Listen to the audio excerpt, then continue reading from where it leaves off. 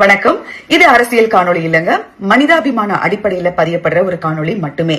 இன்னைக்கு தமிழ்நாட்டுல மட்டும் இல்ல, இந்திய அளவிலேயே ஒவ்வொரு நொடிக்கும் கற்பழிப்பு கலாச்சாரம்னு சொல்ற அளவுக்கு கற்பழிப்புகள் பெருகிக்கிட்டே இருக்கு.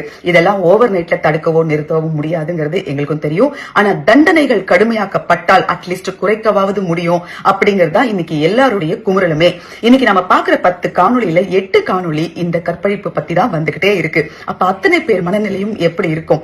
இந்த நேரத்துல நீங்க குற்றங்களையோ இல்ல குற்றவாளிகளையோ பத்தி பேசலன்னா கூட பரவாயில்ல, உங்களை டிஃபெண்ட் பண்ணிக்கிறேங்கிற பேர்ல அவங்களுக்கு ஆதரவா இருக்கிற மாதிரியும் அந்த குற்றங்களை நியாயப்படுத்துற மாதிரியும் பேசுற பேச்சுக்கள் ரொம்ப ரொம்ப தவறானது.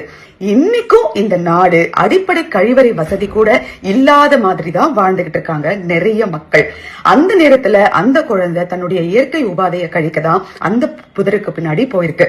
ஆனா அப்போ பாம்போ நாயோ கரடியோ புலியோ சிங்கமோ வந்துருமோன்னு தான் பயப்பட முடியுமே தவிர மனித மிருகம் தன்னை வந்து வேட்டையாடும்னு சொல்லி தற்காப்பு கலையோட போக முடியாது.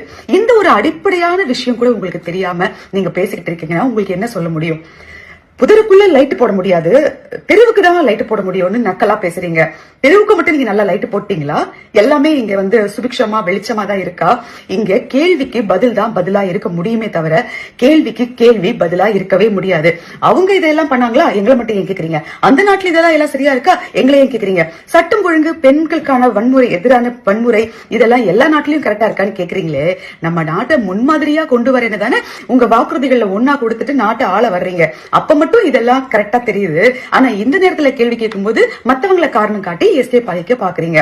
முதல்ல பொது வெளியில பேசுறதுக்கு ஒரு நாகரிகம் வேணும். யாகாவார் ஆயினும் நாகாக்க காவாக்கால் சோகா அப்பர் சொல்லிழுக்கப்பட்டுன்னு குரல் இருக்கு. அதெல்லாம் படிச்சிருப்பீங்கன்னு நினைக்கிறேன். அதுக்கு அர்த்தம் என்னன்னா, காக்க வேண்டிய எதை காக்கலனாலும் நாக்க காப்பாத்தலனா, நீங்க பேசுற சொல்ல காப்பாத்தலனா எல்லார்கிட்டயும் அடி வாங்குவீங்கிறத இன்டைரக்டான அர்த்தம் தான் அது. பேசும்போது கொஞ்சம் பார்த்து பேசுங்க. உங்களுடைய பேச்சுக்கள் பாதிக்கப்பட்டவங்களுக்கு ஆறுதலை கொடுக்காது, மேலும் வலியதா கொடுக்கும். முடிஞ்ச வரைக்கும் குற்றங்களை தடுக்கிறதுக்கு நீங்க என்ன பண்ண முடியும் மட்டும் பாருங்க. கண்டிப்பா நான் எந்த கட்சிக்கும் சத்தியமா ஆதரவாளர் கிடையாது, யாருக்கும் எதிர்ப்பாளரும் கிடையாது. தவறுகளை தட்டி கேட்கிற, ஐயோ நம்ம வீட்டுல பொண்ணு இல்ல நாம பாதிக்கப்படலைங்கிறதுக்காக பாக்குற எல்லாத்தையும் அப்படியே கடந்து போயிட முடியாத ஒரு குமுறலான ஒரு மனுஷி, மனிதாபிமானம் மிக்க மனுஷி மட்டுமே. சோ நான் யாருக்கும் எதிராக பேசலைங்க. முடிஞ்ச வரைக்கும் குற்றங்களை தடுக்கிறதுக்கும் நியாயமான பேச்சுக்களுக்கும் மட்டும் வாங்க. தலைமை இப்படி பேசுறவங்களை கொஞ்சம் கண்டிங்க. அப்பதான் பொது வெளியில பேச மாட்டாங்க, உங்க பேரும் கெட்டு போகாது. மீண்டும் நிறைய பேசுவோம். அதுவும் லாக்டவுன் மிகப்பெரிய ஒரு இன்னலுக்குள்ள நம்ம போக போறோம்னு அச்சுறுத்தலோட தான் ஒவ்வொரு நொடியும் வாழ்ந்துட்டு இருக்கோம். அதை பத்தியும் பேசுவோம் நாளை காணொளியில். வணக்கம்.